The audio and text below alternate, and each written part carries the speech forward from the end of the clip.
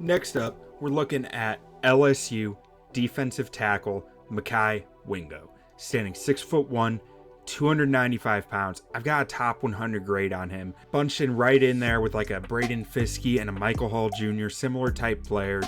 Let's take a look. First step, quickness. This dude is a freakishly quick gap shooter, plays with really natural leverage, and has a few pass rush moves that he uses in combination with that freakish quickness that he shows off here. He's really good on wide loops and stunts, really versatile in how you can use him as a pass rusher.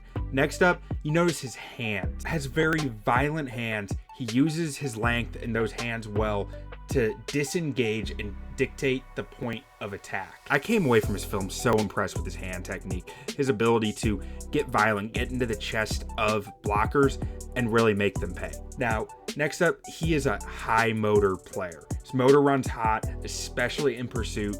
High energy, hustle football player, really a vocal leader out there on the defensive line as well, pointing out checks, changes. Right before the snap, he is getting guys lined up. Now, on the negative side, he's really inconsistent with his bull rush despite that natural leverage. He tends to stall out at the top of it and just not really have an answer on what to do next.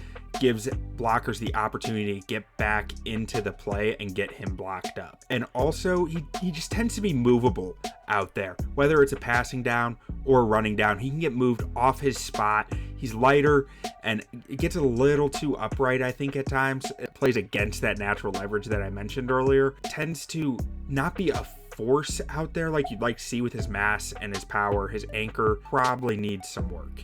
And then lastly, he needs to add some counters and some secondary moves off of his swim, his bull rush, his rip. He just comes up empty a lot when he doesn't win initially, and even sometimes when he does win initially, he doesn't have an answer for a second blocker coming in there. You'd really like to see him develop another move.